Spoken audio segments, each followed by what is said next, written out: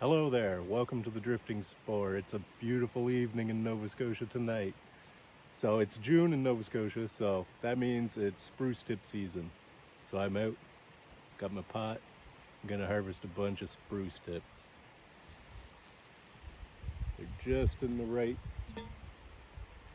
where I want them right now.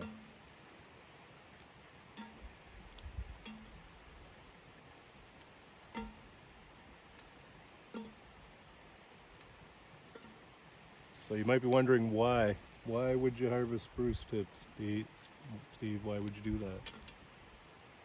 And I'll tell you,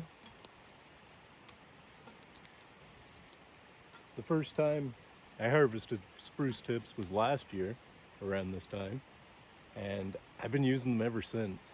I put them in my mushroom teas that I make, in my medicinal mushroom teas, polypore teas, and man, these are giving you vitamin C, vitamin A, antioxidants. They've even got carotenoids in them, so they're good for addiction, for cravings, things like that. So you can see I'm being pretty random. They're high in potassium too, which also helps regulate fluid in your body. They're good for your organs. So, spruce tips are definitely a good thing to get into. They've got tannins and flavonoids in them, so they're really good. What I noticed about this stuff, about medicinal mushrooms and about wild plants and herbs and stuff that you forage, what they seem to do, or what they did for me, was they kind of kick-started my whole system and got my body working the way it should be again. Whereas, like, I spent years and years punishing my body, not doing anything about it, eating fast food, going to the coffee shop, right? Stuff like that, as all Canadians do. And man, I started into this stuff. What a world of difference. My body seems to work really great now. But anyway, that's me. Don't take my word for any of this. Look it up. Look it up on your own. Know what you're looking for. I'm just kind of grabbing at random. I'm not going to peel them all off one tree. There's some bigger ones over here. Let's bring you over here a little bit closer.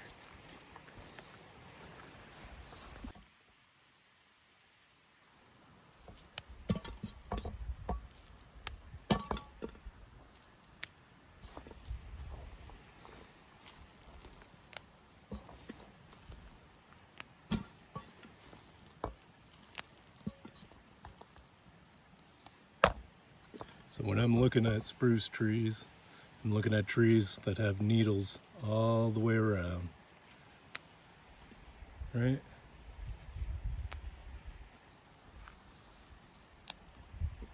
And like I say, I add these to teas.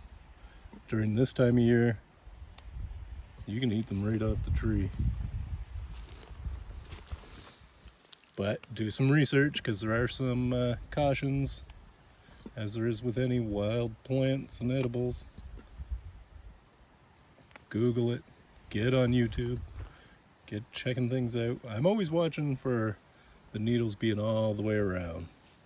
I try to steer away from anything that doesn't look like that or has like more flat needles. As you can see, I'm not stripping a whole tree or anything. I'm moving and grooving. Big ones and small ones. I would like to get quite a few. Although it doesn't take many, I only use a couple or 3 for every tea that I make. So it doesn't take too many, man. I collected about a 1-liter tub last year, and I've still got some left.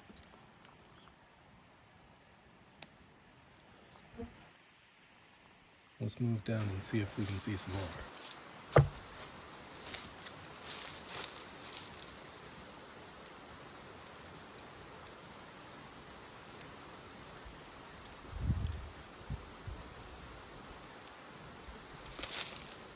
So this is the new growth for this tree for this year.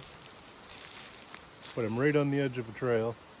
So really, the tree doesn't need to grow out this way too much more. Doesn't hurt it.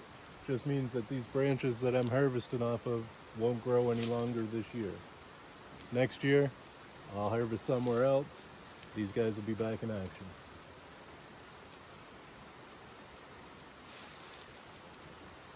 I like to look at these ones because they're bigger. And I think bigger, although not great for eating, or maybe they are great for eating, in my experience, not the best for eating, just off the tree.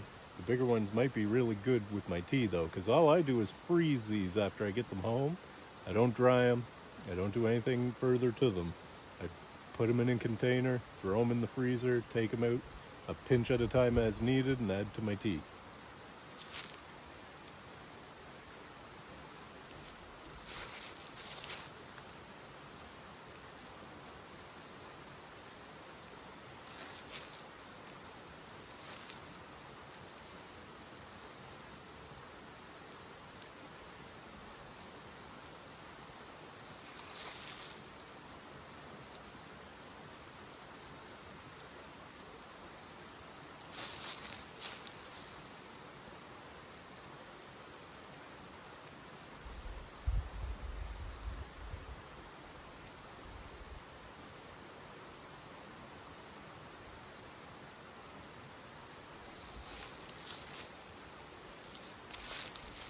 Yeah, these ones here I want to show you too.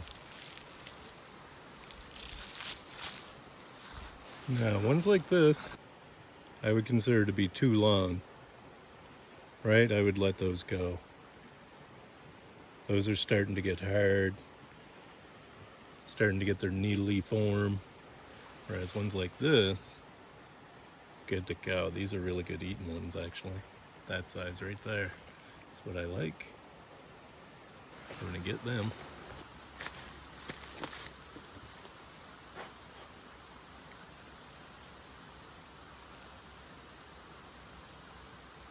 That's good. It's kind of citrusy, like if you were to chew up a piece of orange peel. That's what they're like.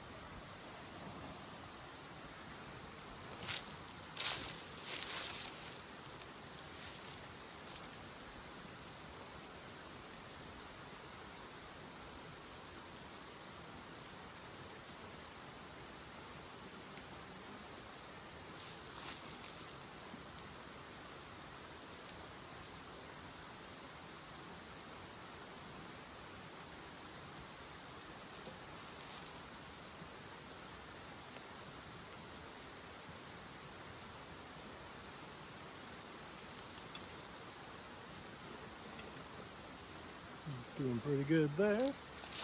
Let's try another spot.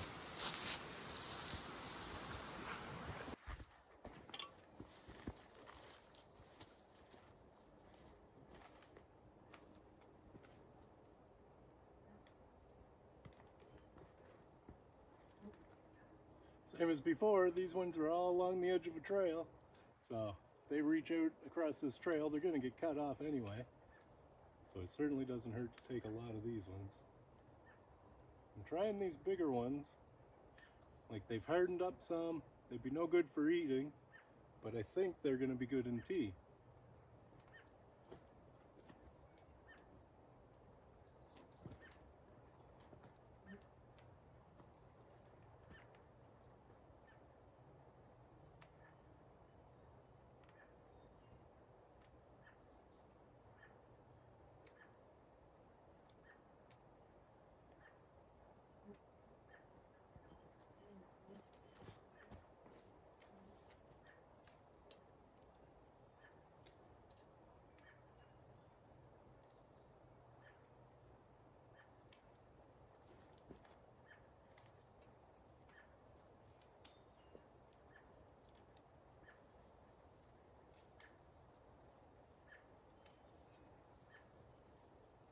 I just pull along the branch till I feel the tip, and then give it a pinch and a pull. Pinch and pull. You can do whole branches that way.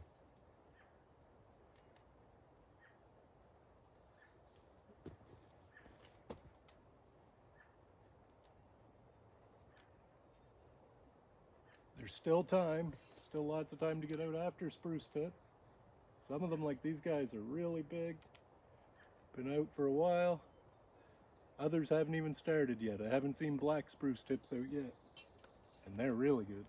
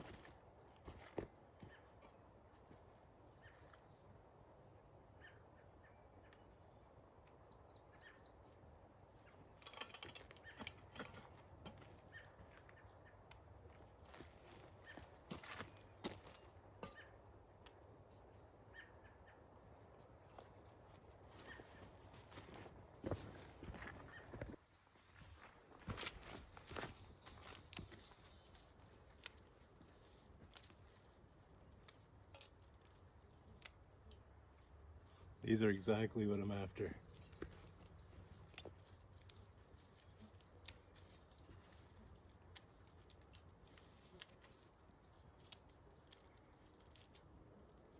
Basically, all you're doing is pruning the tree when you do this.